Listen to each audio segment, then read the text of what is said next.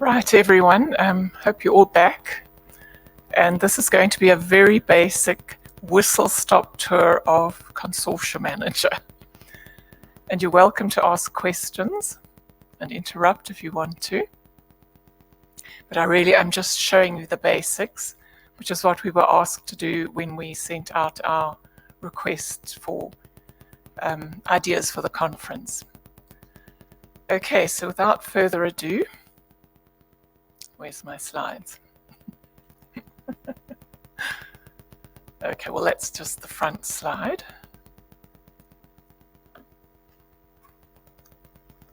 And the login screen with a very happy looking man, which I'm sure we don't always look like that.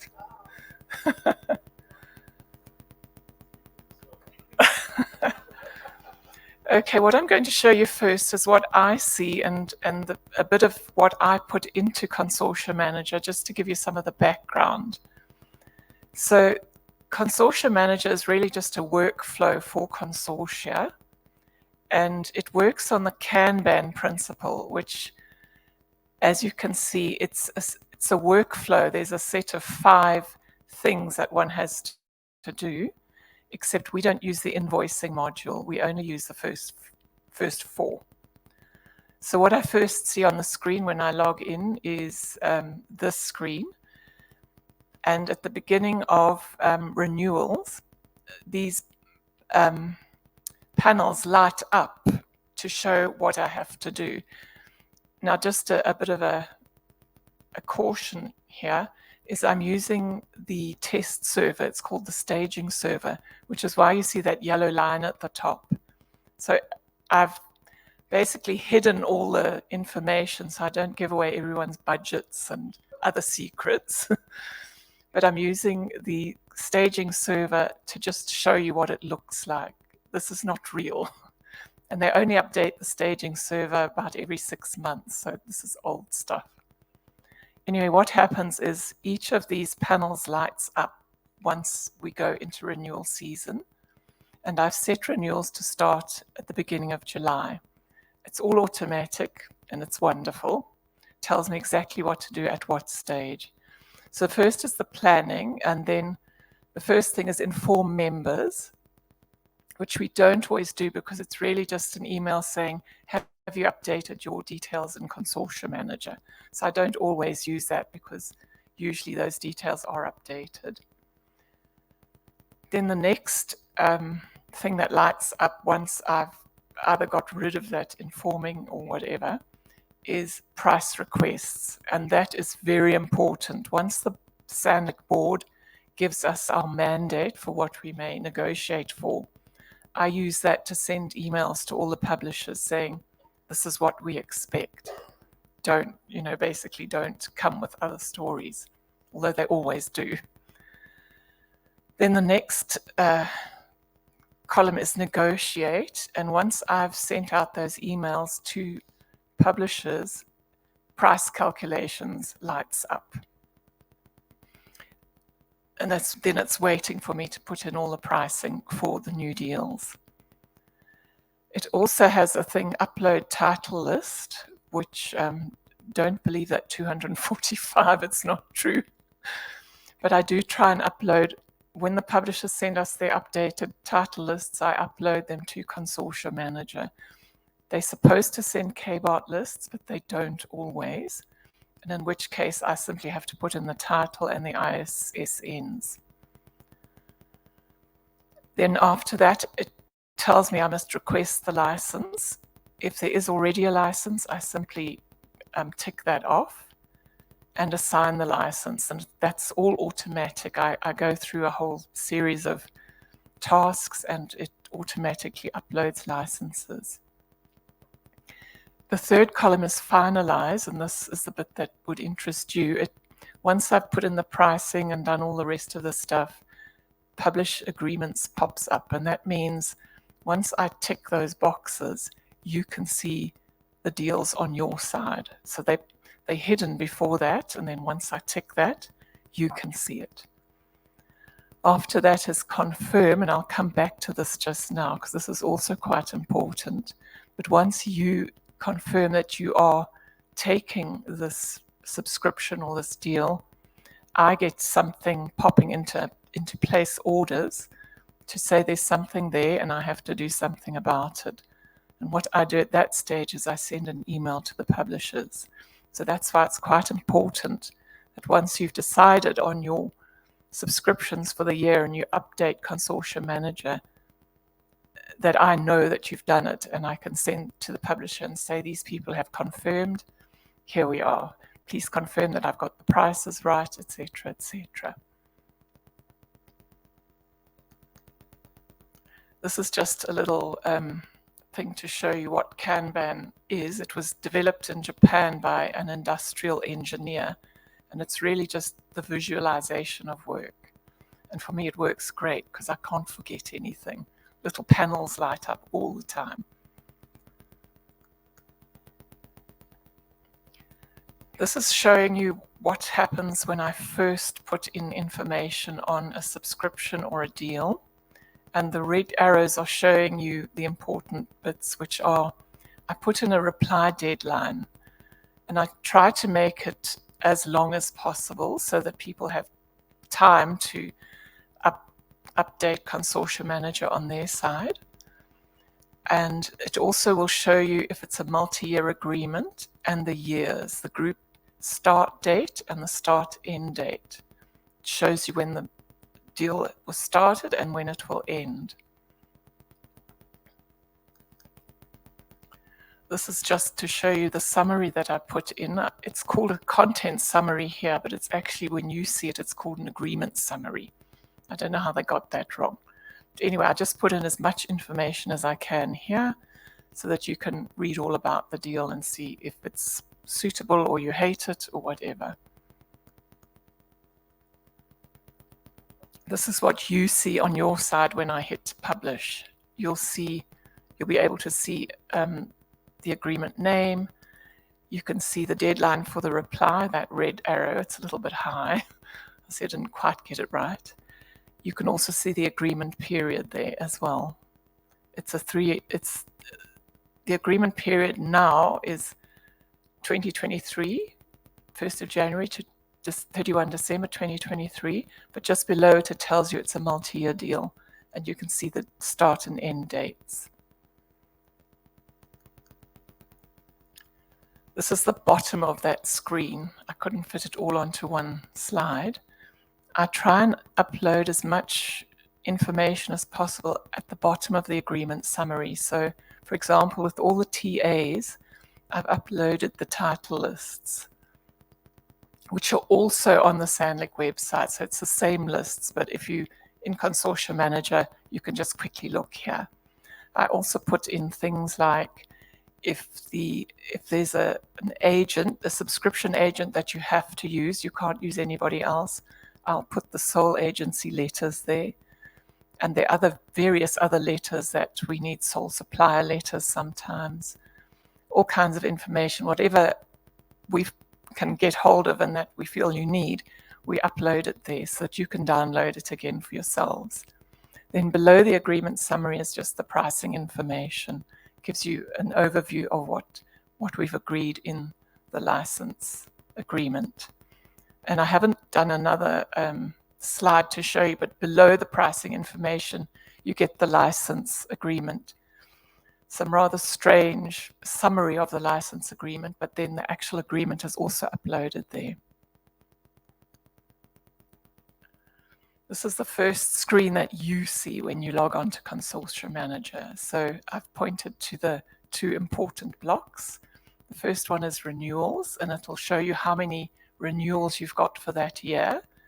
And the dark blue block shows you what I've recently done. And I think it stays in for maybe about a week. People like Dorette probably know better than I do because I don't check this all the time. But then if you've got new deals as well, they also pop into this newly added block.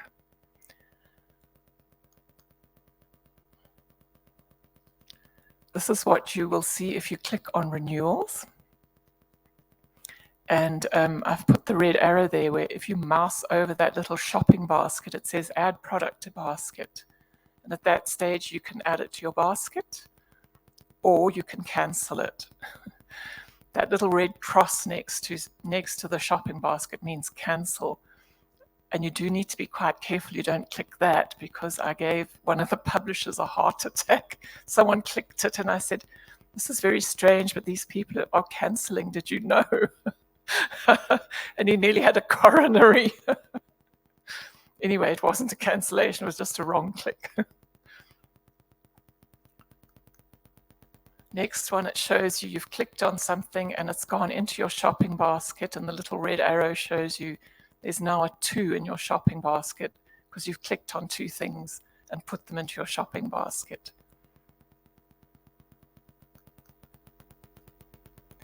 This is in the shopping basket itself. And at this stage, you can also take things out of your shopping basket. It's not a cancellation.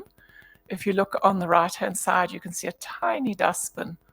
If you click on the dustbin, it goes back into your renewals or back into your new catalog stuff. It doesn't go away. It's very important to look at your billing options, because if the agreement allows you to choose a subscription agent, you do need to click on that. If you don't, the billing option is you.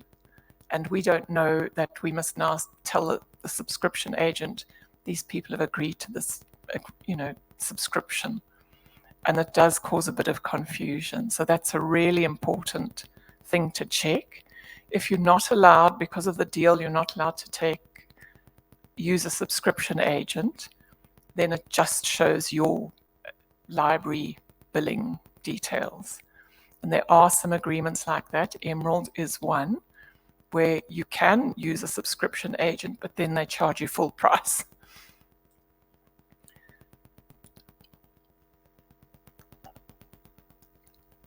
Here we're in back in your shopping basket, and you've decided you're taking these 2 agreements. So the 2 little red arrows show where you've ticked to say, I want this. And then your last step is just to tick on the green button which says place orders. And off it goes and it pops up for me. You'll see I've gone back to that first screen and the red arrow is saying confirm, and that's where your orders pop up. That's also where your cancellations pop up, so it can be quite interesting.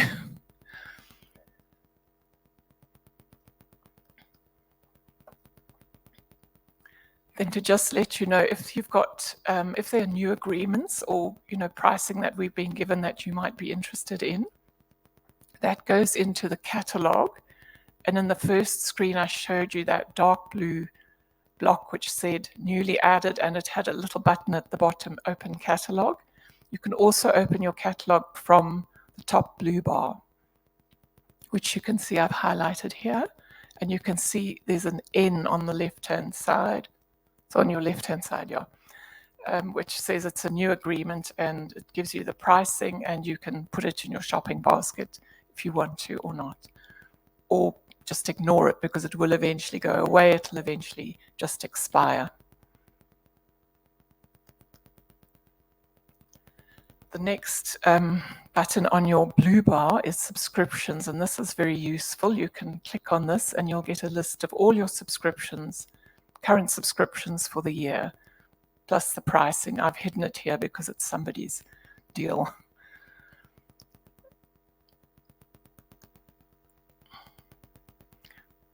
This is the last button on your blue bar. It says more. I won't go into all the different things that you can look at. You can actually play with this yourself. But I do want to show you the report section, which is very useful.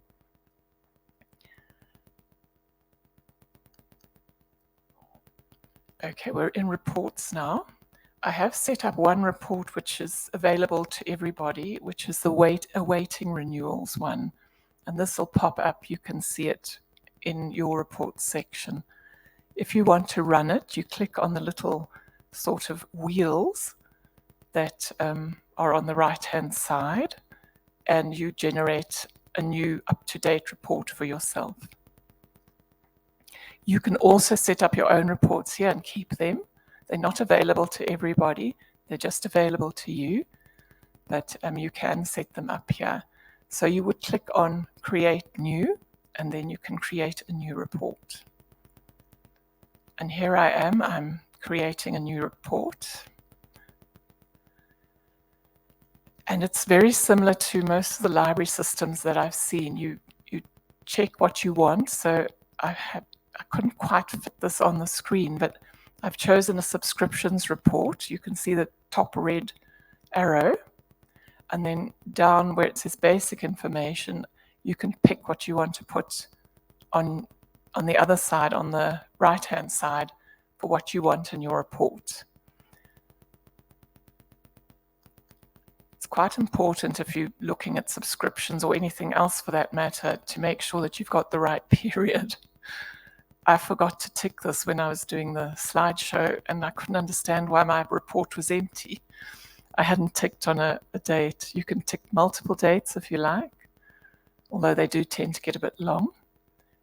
But yeah, do just be careful that you do choose a date that you want your subscriptions for. You can put in your report type, you can put in a title, any title you like, and you can put in a description, anything you like. All my reports in Consortium Manager are called Nora's report something, and Glenn knows that he's not allowed to touch those.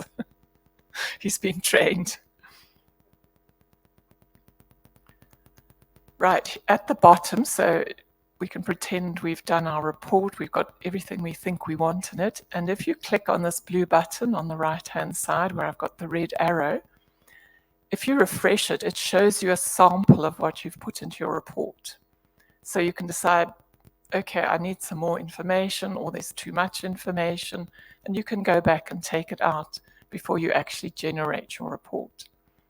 And that button's at the bottom.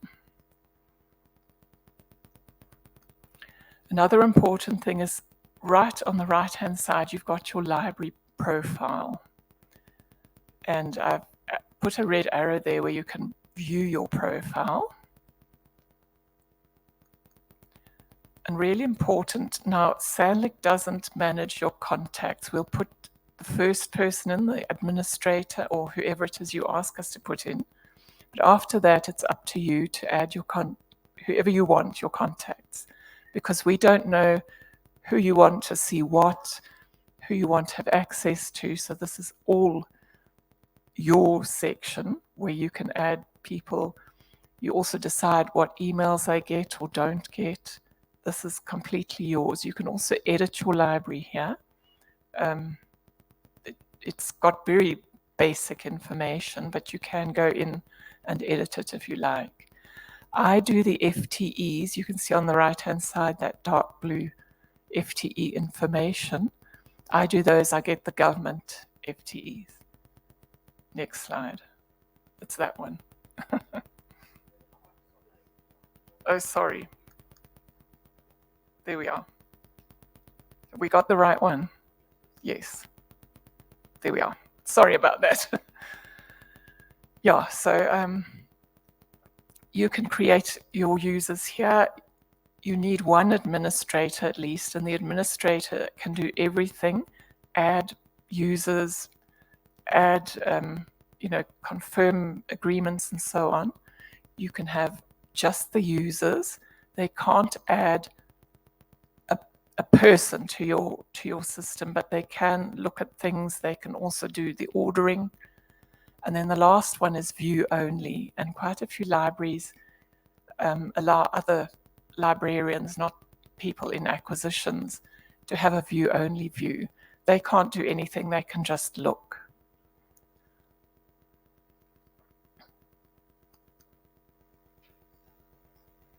Here we've got you creating an account, you put in all the information. There's certain information you have to put in, and other information you can just ignore.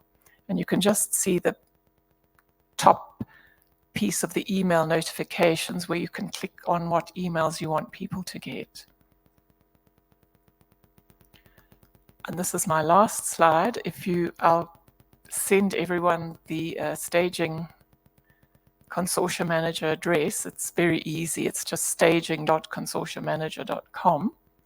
And you use your normal login details that you'd use for Consortium Manager. And that big yellow thing just pops up to warn you. We did have an incident where they didn't have this, and somebody was saying, but I can't see anything new on my Consortium Manager page. And she was in the testing server, the staging server. So that yellow thing pops up to say, I understand. And then all the way through, you get that yellow bar showing. And you can do anything in there. It doesn't go anywhere. It doesn't do anything. You can order stuff and cancel things and do all sorts of things in the staging server. It doesn't go anywhere. So if you're feeling a bit nervous about using the live server, do go onto this and use it. And that is the end. Thank you.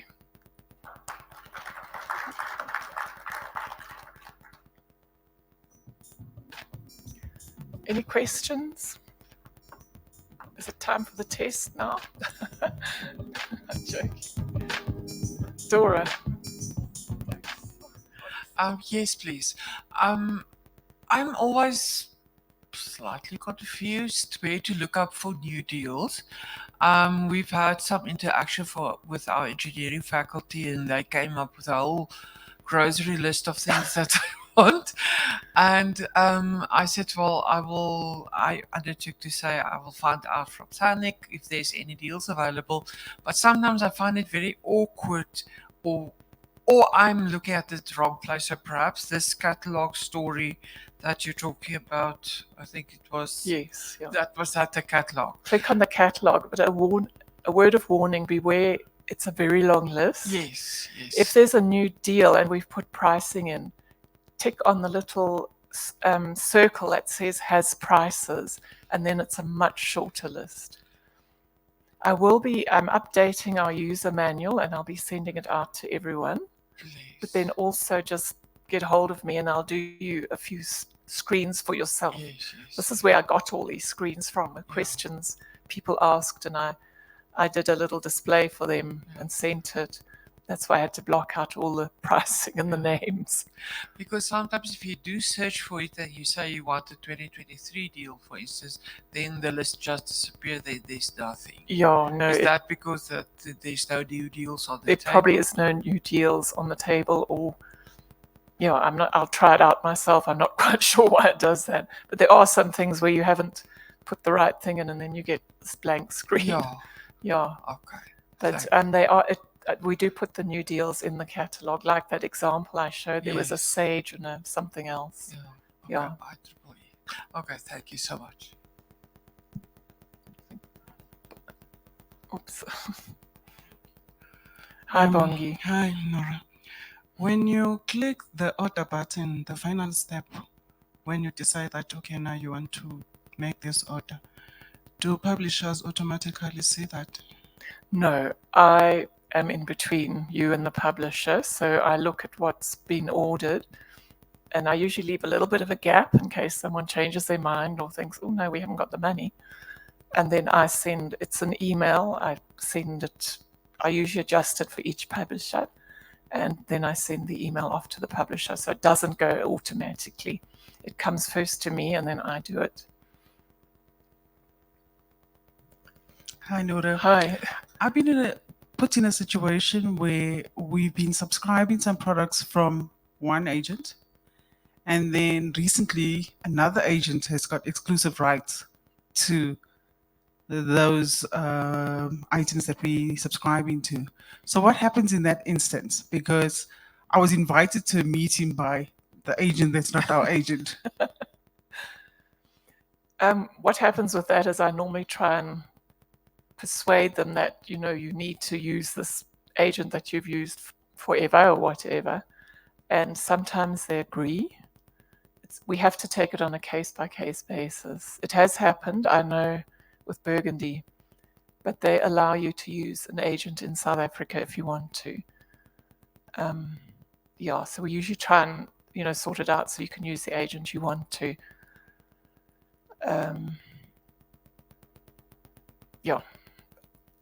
it's for me, it's just happened with Burgundy, and there was one other years ago, but we managed to wheel out of that somehow.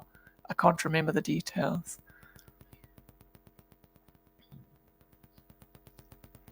Dorette.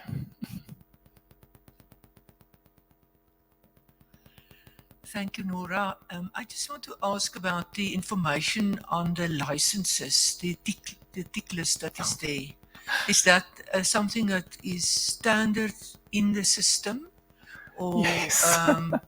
because we're now getting queries, or I'm getting queries like on data mining.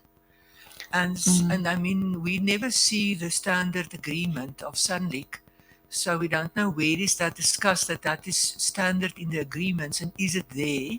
So you always have to go and look for it. Yes. And then that is not an option on that list to Yeah. quickly check whether it was allowed or what is the conditions of data mining.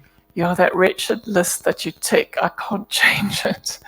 It would be nice to, pick our own things, because in our model license agreement, we've got text and data mining as a standard thing, and we always ask about it. Normally they do agree. The ones that say, hang on a minute, they better get hold of us, because our server will fall over if you start doing that, or if everyone starts doing it at once. Yeah, but I'm afraid I can't change that wretched list.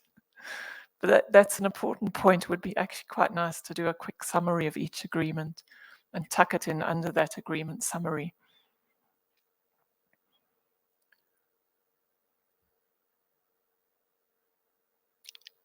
No online questions, so that is me done. And I will be, once this conference is over, I'll be finishing off that updated user manual and sending it out to you.